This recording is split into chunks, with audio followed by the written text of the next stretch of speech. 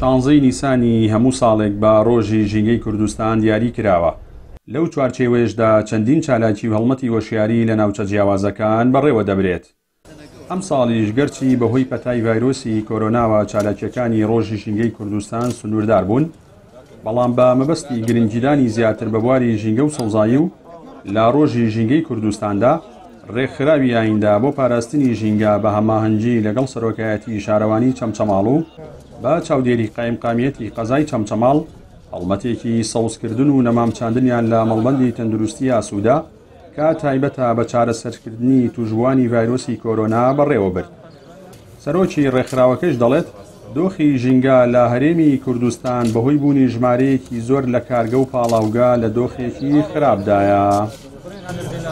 لە ماوەی ساڵانی ڕابردووە هەرێمی کوردستان ڕوبەڕووی هەندێک مەترسی ببووە لەسەر مەسلەی بڵێن بابەتی ژینگەیەویش پیسبوونی هەوا یاخود زۆربوونی زبڵ و خاشاکە بەداخەوە ڕۆژانە لە هەرێمی کوردستانە نزیکەی 7000 تەن فڕێدرا و بەپێی داتا ئامارەکانی وەزارەتی ناوخۆش 1,800,000 ئۆتۆمبیل لە هەرێمی کوردستانە هەیە.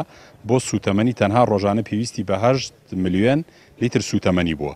ئەمانە ئەو هۆکارانە بوون کە مەترسی ئەوە بوو کە هەرێمی کوردستان بەرەو ئاخارێکی خراپ بەرێ، بەڵام ئەوەی ئەم مودەیە بینیمان هەستەکەین زەوی پشوویەکی داوە دەکرێت ئێمەی مرۆڤ یاخود لایەنە پەیوەنددارەکانی حکومەتیش بیل لەوە بکەن و هەندێک میکانیزمی تازە بۆ ژیان بۆ منە نەبوونی خەرەباڵغێکی زۆر لە ئۆتۆمبیل و بۆ شێوەیە.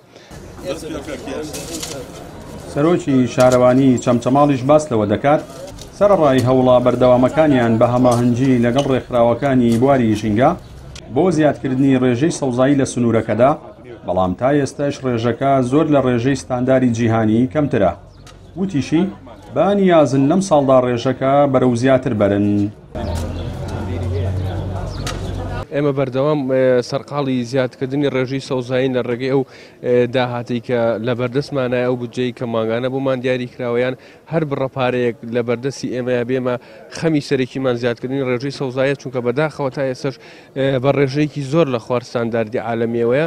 ئێمە بە هەوڵی هەموو لایەک ئێستا بەرنامەی ئەو پلانی ئەوەمان هەیە گەر نەشگەینە ئاستی ستانداردی جیهانی کەمێک لەو ڕێژەیە نزیک ببینەوە.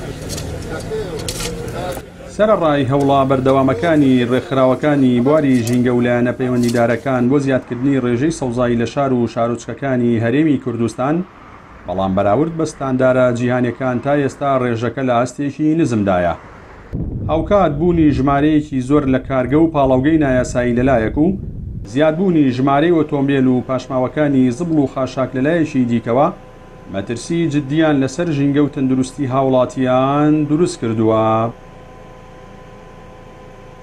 جەلال جەباری، کەناڵی ئاسمانی پەیام، چەمچەماڵ.